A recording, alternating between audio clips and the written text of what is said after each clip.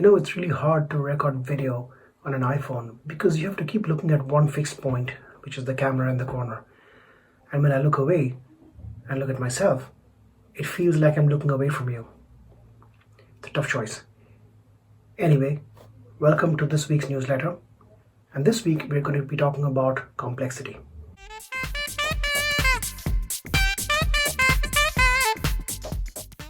So, with all that's going on around the world, it struck me this week that a big part of the problem we've got in the world today is how complex things have become. Sometimes when I think about everything that's going on, it's really hard to make sense of it. And then you kind of wind it back and you realize that from the earliest days of humankind, things that we couldn't understand, like rain or thunder or winds or volcanoes, we always ascribed to gods or demons. And that allowed us a simple way of ascribing blame or praise. And we've somehow come to a point in time in the story of humankind where things have again become so complex that most of us really struggle to understand this. And we're back in the world of having to have intermediaries who are like the priests and the shamans of yesteryear try and make sense of it for us by giving us simple answers. And this point has been made by Yuval Harari in his book Homo Deus as to how the rule of gods has evolved as we started to understand the world a little bit better.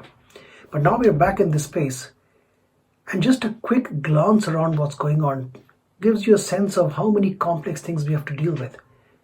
Just this week we saw astronauts leave the Earth on a SpaceX rocket, and we got live streams from the International Space Station when they docked.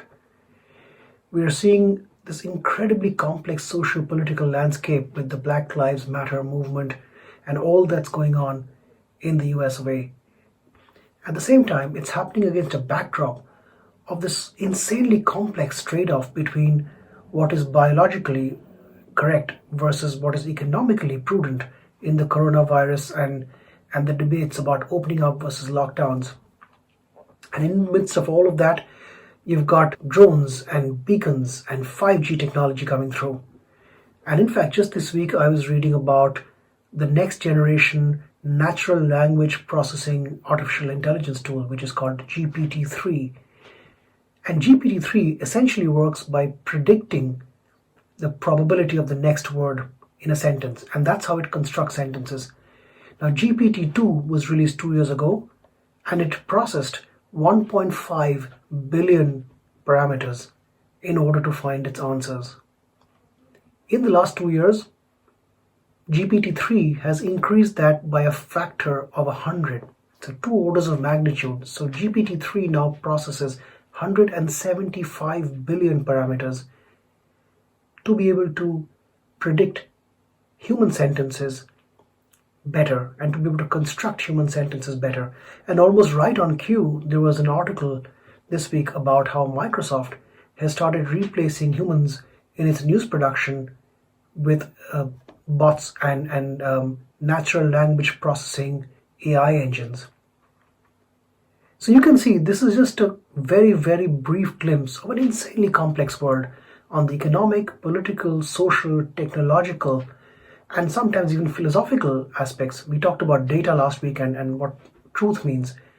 And in all of this, there's an enormous amount of misinformation. So really, it's surprising that we don't have a head exploding moment almost every week.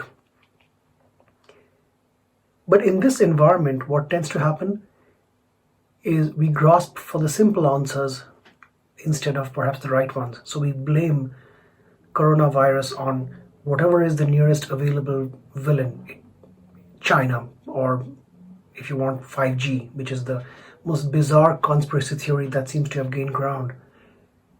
And there are reasons why that happens, because people do look for simple answers instead of trying to ask the harder questions and spending time figuring things out. So how should we deal with this? How should we make sense of this world? One of the best principles I came across in this, and I think it's something that must become fundamental to our education system, is this principle of strong opinions weakly held. Now, don't mistake this for a very literal version of what that sentence seems to suggest. nor should we mistake it for I shout the loudest, because those are the criticisms of the idea that we find, but that's kind of the corruption of this principle already.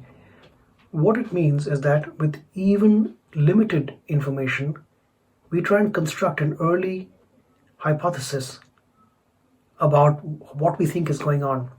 But we're always ready to be challenged on that as data emerges, and we actively go looking for data that will either validate or disprove the hypothesis.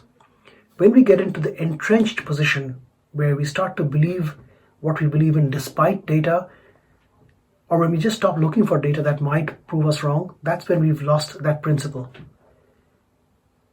In a way, what I found was that that's actually the principle that agile development works on.